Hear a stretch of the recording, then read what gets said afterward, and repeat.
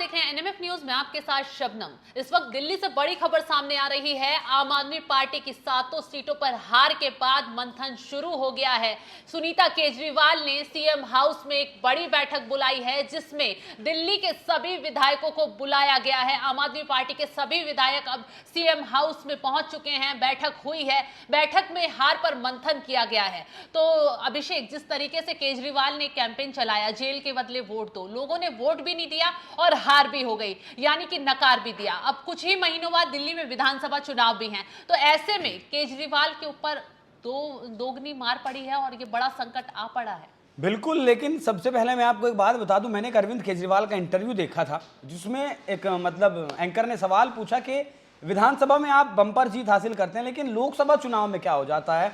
तो उन्होंने माना था कि हाँ, लोकसभा चुनाव में लोग हमें वोट नहीं देते हैं, वो राष्ट्र का चुनाव होता है, इसलिए लोग जो है बीजेपी पर ज्यादा भरोसा जताते हैं, इसीलिए वो वोट देते हैं। आपने कहा कि वोट फॉर केजरीवाल का जो उन्होंने वोट के जेल का बदला वोट से, वो जो उन्होंने कैंपेन चलाया था, उसकी एजेंडे की हवा निकल गई है। वो उन्होंने जो नारा लगाया था वो फुस हो गया है। लेकिन अब मेरा एक सवाल है अरविंद केजरीवाल से और आम आदमी पार्टी से कि जिस तरीके से उन्होंने चुनाव प्रचार के लिए जमानत मांगी थी सुप्रीम कोर्ट से, और सुप्रीम कोर्ट ने उन्हें जमानत दी भी, और केजरीवाल जब इतने प्रभावी नेता हैं, उन्होंने तमाम तरीके के एजेंडे भी चलाए, सीगूफे भी छोड़े, अमित शाह को प्रधानमंत्री बना दिया जाएगा, योगी आदित्यनाथ को हटा दिया जाएगा, न जाने क्या कुछ कहा। लेकिन मुझे लगता है कि स्वाति मालीवाल का एक मुद्दा अरविंद केजरीवाल पर इतना भारी पड़ गया कि आधी आबादी का जो वोट था वो अरविंद केजरीवाल के पास ट्रांसफर नहीं हुआ। और क्या अब जब हार की समीक्षा होगी तो क्या हार का जो ठीकरा है वो अरविंद केजरीवाल के सिर पर फोड़ा जाएगा? सबसे बड़ी बात अभिषेक ये वो संयोजक अपनी पार्टी के, वो स्टार प्रचारक अपनी पार्टी के, जेल में रहते हुए भी स्टार प्रचारकों की लिस्ट में पहले नंबर पर नाम अरविंद केजरीवाल का, दूसरे नंबर पर नाम सुनीता केजरीवाल का। तो क्या दोनों पति और पत्नी पर हार का ठीकरा फोड़ा जाएगा? बिल्कुल, ये बात तो है ही। और इसके साथ एक चीज और भी है कि दिल्ली में आम आदमी पार्टी ने विधानसभा चुनावों में 62 सीटें जीती।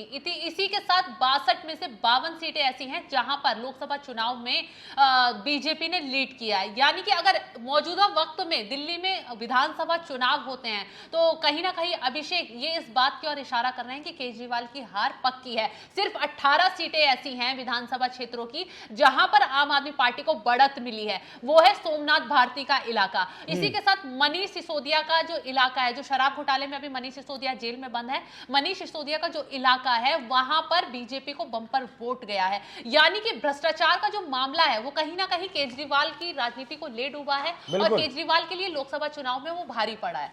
देखिए, शराब नीति का जो मामला था वो बीजेपी ने, सबसे पहले कांग्रेस ने उठाया था, लेकिन बीजेपी ने उस मुद्दे को हाईजैक किया, बहुत अच्छी तरीके से भुनाया भी। और फिर अरविंद केजरीवाल का जो मुख्यमंत्री आवास है, जिस तरीके से उसमें 45-50 करोड़ रुपए के घोटाले की खबरें आई, तो लोग अब जानने लगे हैं, लोग अब पहचानने लगे हैं, लोग अब पूछने लगे हैं कि हमारे घर में तो पानी नहीं आ रहा। अब गर्मी का मौसम चल रहा है, टैंकर माफिया दिल्ली में जो है वो धड़ल्ले से अपना पानी बेच रहा है, हमारे घर में पानी नहीं आ रहा है। और जब पानी आता है तो आप जो है सीवर साफ नहीं करवाते, यमुना का पानी लोगों के घरों तक घुस जाता है। तो आप वाकई में लोगों के लिए काम नहीं कर रहे हो। आपने बात की मनीष सिसोदिया की, तो जो विधायक, जो मंत्री 1.5 साल से जेल में हैं, उसके इलाके में काम कौन करेगा? उनका जो प्रतिनिधि है वो कितना काम करेगा? मूल समस्याओं पर तो काम नहीं कर सकता ना। मूल जो बातें होंगी, जो किसी भी चीज की परमिशन लेनी होगी, वो तो उन्हें जेल में जो है बैठे हैं मनीष सिसोदिया, उनके पास ही जाना पड़ता होगा ना। अरविंद केजरीवाल ने भले ही ये कहा कि वो जेल से सरकार चला लेंगे, लेकिन सरकार चलाने में अरविंद केजरीवाल विफल हैं, क्योंकि जिस वक्त वो जेल में थे अस्पतालों में दवाइयां नहीं थी, जो है दिल्ली वासियों के पास पानी नहीं था, और तमाम तरीके की समस्याओं से दिल्ली वासी जूझ रहे थे। सबसे बड़ी बात अभिषेक, ये जितने भी आम आदमी पार्टी के बड़े चेहरे हैं, चाहे सौरभ भारद्वाज हो या फिर महाबल मिश्रा हो, सभी अपनी सीटों से पिछड़ गए। और जो इनकी विधानसभा सीटें, जिन क्षेत्रों से ये लोग आते हैं, जहां इन्होंने रात दिन चुनाव प्रचार किया, बाकायदा अरविंद केजरीवाल ने रोड शो किए, सुनीता केजरीवाल ने भी मोर्चा संभाला, लेकिन उन सीटों पर इनको इतनी करारी हार मिली है कि वोट परसेंटेज भी बहुत ज्यादा नीचे आ गया है। तो ऐसे में अब आंकड़े जिस हिसाब से निकलकर सामने आ रहे हैं, सिर्फ 18 विधानसभा क्षेत्र ऐसे हैं जहां आम आदमी पार्टी को थोड़ी सी बढ़त मिली है। अब मौजूदा समय में अगर विधानसभा चुनाव हो जाते हैं, हालांकि बहुत कम टाइम नहीं रह गया है दिल्ली के विधानसभा चुनावों में, लेकिन अभी इन्हीं हालातों में अगर दिल्ली में विधानसभा चुनाव हो जाते हैं तो बीजेपी को बढ़त मिल सकती है और आम आदमी पार्टी को कहीं ना कहीं केजरीवाल को अपनी कुर्सी भी खोनी पड़ सकती है। ये हालात इस वक्त बता रहे हैं। बिल्कुल ऐसा हो सकता है कि अरविंद केजरीवाल इन विधानसभा चुनाव में बीजेपी या फिर कांग्रेस से पिछड़ जाए। और एक सवाल और भी उठता है ना, जो इन्होंने अलायंस किया है, दिल्ली में अलायंस किया है इन्होंने विधान लोकसभा के लिहाज से, लेकिन जब विधानसभा का चुनाव लड़ेंगे तो क्या तब भी अलायंस में लड़ेंगे? नहीं लड़ेंगे, क्योंकि अलग अलग लड़ेंगे। अरविंद केजरीवाल का वर्चस्व दिल्ली के ऊपर है और उस वर्चस्व को जिस तरीके से पंजाब में देने से वो पीछे हटे अरविंद केजरीवाल, वैसे ही दिल्ली में भी नहीं देंगे। और इस चीज का फायदा जो भ्रष्टाचार के आरोप तमाम मंत्रियों पर और खुद मुख्यमंत्री पर लगे हैं, उसका खामियाजा उन्हें भुगतना पड़ेगा। का भी जनता पर नेगेटिव इंप्रेशन गया है कि जो केजरीवाल कस्में खाते थे, ये कहते थे कि कांग्रेस से गठबंधन नहीं करेंगे। हालांकि कांग्रेस भी अरविंद केजरीवाल को अपना सबसे बड़ा सियासी दुश्मन मानती थी, क्योंकि अरविंद केजरीवाल ने दिल्ली से कांग्रेस की सत्ता छीनी और अरविंद केजरीवाल ने ही पंजाब से भी कांग्रेस को खदेड़ा। तो कांग्रेस भी अपना सियासी दुश्मन सबसे बड़ा अरविंद केजरीवाल को मानती थी और केजरीवाल कस्में खाकर कहते थे कुछ भी हो जाए लेकिन वो कांग्रेस के साथ नहीं जाएंगे। लेकिन आज हालात बदले, जेल में तमाम उनके बड़े नेता पहुंच गए, पार्टी टूट के कगार पर खड़ी हो गई। तो ऐसे में उन्हें कहते हैं ना, डूबते को किनारे का सहारा, तो वही अरविंद केजरीवाल ने ढूंढा और कांग्रेस से ही गठबंधन कर लिया। और यही गठबंधन दिल्ली में लोगों को पसंद नहीं आया और इसी वजह से कहीं ना कहीं लोगों की नाराजगी आम आदमी पार्टी को भी झेलनी पड़ी और कांग्रेस को भी झेलनी पड़ी। लेकिन वो तिनके का सहारा तो उन्हें नहीं मिला, अरविंद केजरीवाल को तो डूब गए।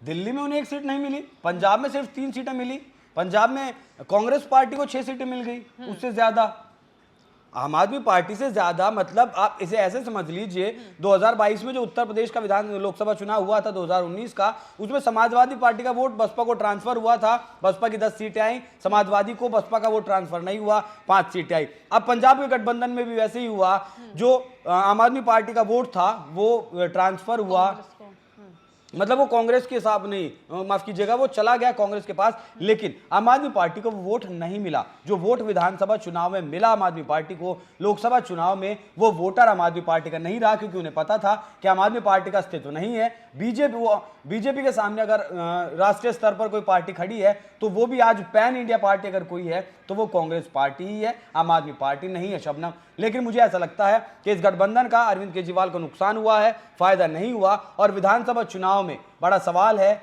मेरे 2 सवाल है अरविंद केजरीवाल से, क्या वो विधानसभा चुनाव में भी कांग्रेस के साथ गठबंधन करेंगे? और ये जो दिल्ली में हार मिली है, पंजाब में जो प्रदर्शन वो इतना अच्छा नहीं कर पाए, उसका ठीक रहा, क्या अरविंद केजरीवाल अपने सिर पर फोड़ेंगे? तो अब इस वक्त आम आदमी पार्टी की एक बड़ी बैठक हुई है, जहां आम आदमी पार्टी के तमाम विधायक इस बैठक में सीएम हाउस में मौजूद रहे हैं। हार पर मंथन हुआ है, लेकिन क्या आगे की रणनीति बनाई गई है विधानसभा चुनाव को लेकर, आगे आम आदमी पार्टी की क्या रणनीति होगी, इस पर जल्द ही अपडेट सामने आ जाएगा। तो तमाम खबरों के लिए आप बने रहिए हमारे साथ, देखते रहिए NMF न्यूज़। नमस्कार।